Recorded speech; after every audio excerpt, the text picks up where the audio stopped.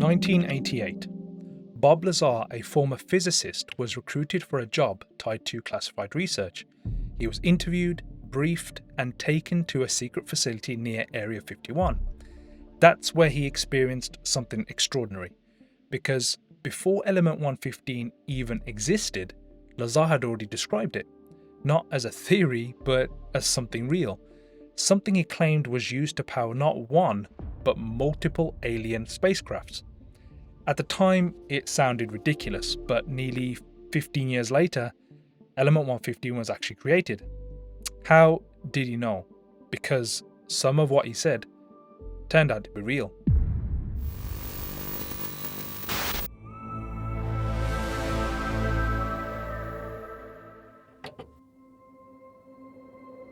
Bob Lazar wasn't just another random guy making claims. He was connected to Los Alamos National Laboratory, a facility at the center of some of the most advanced scientific research in the world. This really placed him inside an environment few people ever get close to. Outside of his profession, he was known for building complex systems, even modifying a car with a jet engine. This wasn't someone with no technical background. According to Lazar, it was that experience that led him to something far more unusual, a job that would take him beyond Area 51, a location he claimed didn't officially exist, a site known only as S4. Between December of '88 and April of '89, I worked as a senior staff physicist in what has to be the most secret project in history.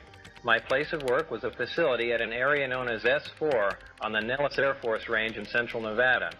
Area S4 is located approximately 15 miles south of the infamous Area 51 installation at Groom Lake. Deep within the Nevada desert was a facility unlike any research lab we know, a facility built into the side of a mountain, keeping objects and technology that should not exist. Lazar wasn't brought in to just build anything new. He was tasked to understand and reverse engineer the propulsion system of the craft, and only the propulsion system. He said everything was compartmentalized. He was not allowed to communicate with anyone working on other parts of the craft. Each person knew only what they needed to know and nothing more. Everything was tightly controlled. Every movement was monitored and every detail recorded.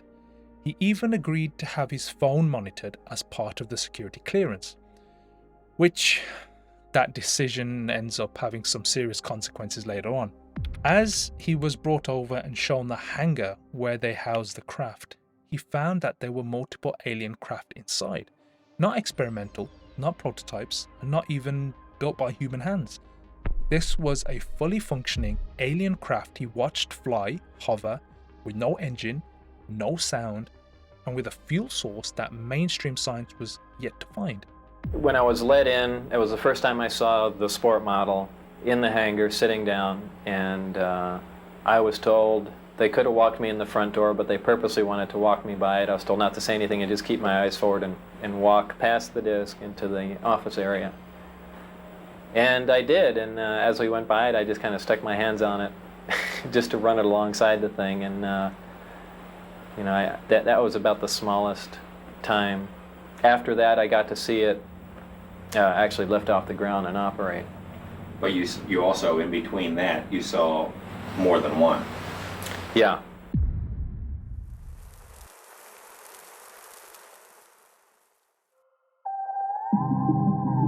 According to Lazar, these weren't just advanced aircraft. They operated on principles completely different from anything we understand today. At the center of it all was the fuel that powered them, Element 115. It is that material he claimed wasn't just extremely rare, but stable. Without going full scientific on your minds, it's a super heavy element, an atom with 115 protons at its core, something that doesn't naturally exist on Earth. Today, scientists have managed to create it in particle accelerators by smashing atoms together at high speeds, but this only produces tiny amounts. It exists for a fraction of a second before breaking apart. It's unstable and impossible to contain. But Lazar claimed something very different. He said Element 115 he worked with was stable and that it didn't decay, and that it would be stored, handled, and used. What is element 115? Is it found here on Earth, or is it strictly an extraterrestrial material? 115 is strictly an extraterrestrial material. It probably occurs naturally in some other places, maybe other star systems. Some people not familiar with science or chemistry say, well, that's ridiculous, all the elements occur on Earth, but that's not true. And there are elements on the periodic chart that aren't found on Earth. And when they synthesize it, it's not like they're making a couple ounces of it. They're talking about 1 or 2 atoms of it. To make any usable quantity of a heavy element like that is virtually impossible. You were able to get away with a sample of element 115. How much did you get away with? No comment. Now, this is where his story becomes difficult to ignore. The craft he worked on didn't move through the air in the way we expect. There were no engines, no thrust, no visible propulsion to be seen. Instead, the craft would generate its own gravitational field, bending space-time around it. In simple terms, it wasn't traveling through space, it was pulling space towards it. We know that the shortest distance between 2 points is a straight line, so in our universe we've always assumed that the fastest way from point A to B was to travel in a straight line at the speed of light. Well, the fact is that when you're dealing with space-time and capability of generating an intense gravitational field, the fastest way from point A to B is to distort or warp or bend the space-time between point A and B, bringing point A and B closer together. The more intense the gravitational field, the greater the distortion of space-time and the shorter the distance between points A and B.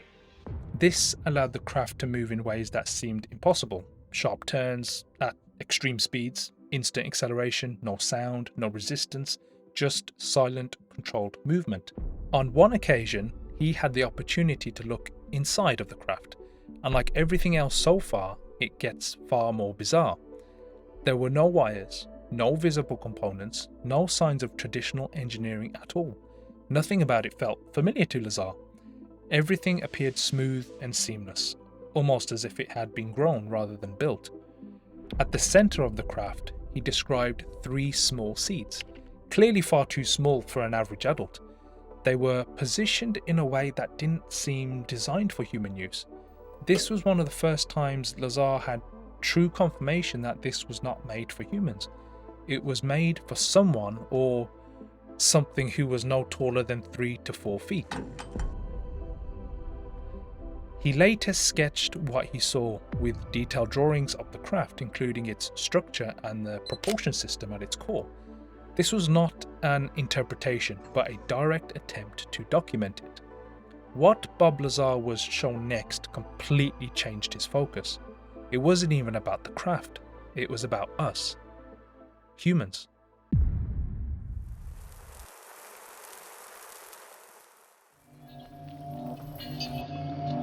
Early on his visit to S4, he was given briefing documents to bring him up to speed with what he had just been brought into. They stated that the craft was not built on Earth. They identified origin from the Zeta Reticuli star system located approximately 39 light years away. I mean, it's close enough to be conceivable, but way too far beyond anything we're obviously capable of reaching. Within the same documents, there were descriptions of us, humans, and you wouldn't have guessed what it said. It described us as containers. No, not that kind of container.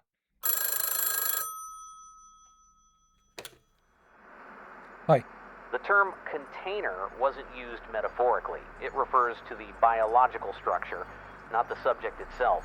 The body is considered a host system designed to carry and sustain something else.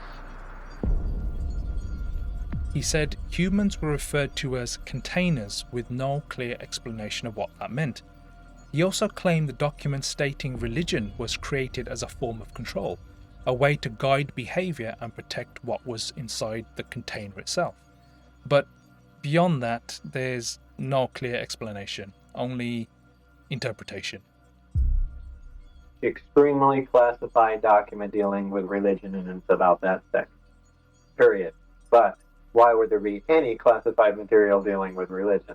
I want to go back to the religion thing. I want you to say it.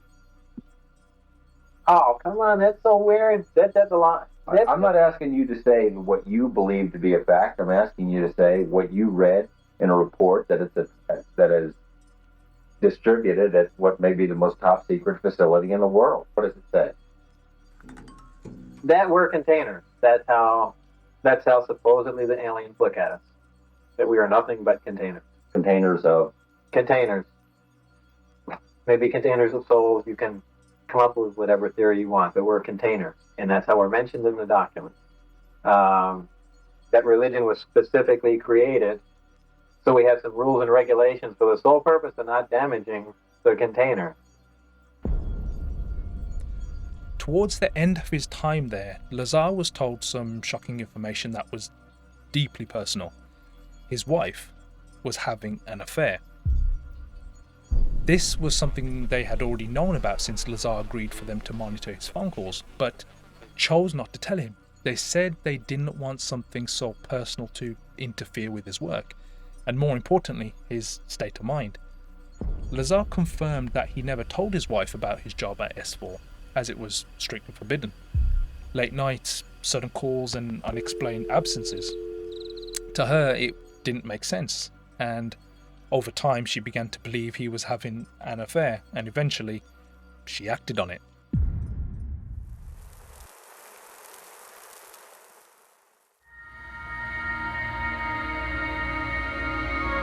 So how much of this actually holds up? Well, Lazar first spoke about element 115 in 1989, years before it was ever created in a lab.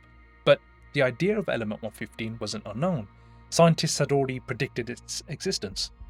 And when it was finally produced in 2003 by both Russian and American scientists, it behaved very differently to what Lazar described all those years ago. Nothing like the stable fuel source that Lazar claimed to have worked with. But Lazar confirmed that element 115 can come in many stable and unstable forms, so as of right now it's anyone's guess. Then there's his background. Lazar claimed he studied at MIT and Caltech, but no records of his attendance has ever been found.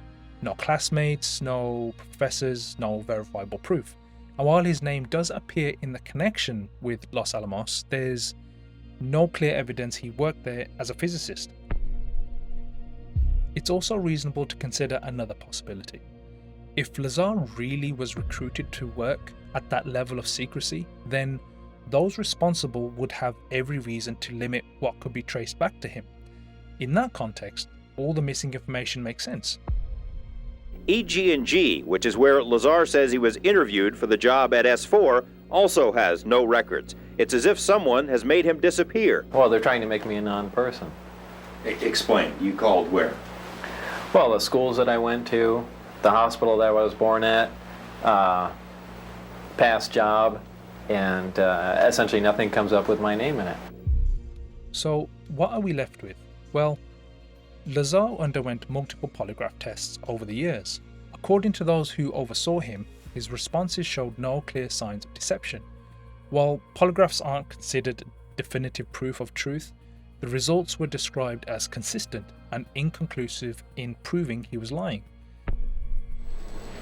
Did you knowingly lie when you said you had actually seen anti-gravity propulsion in operation? No.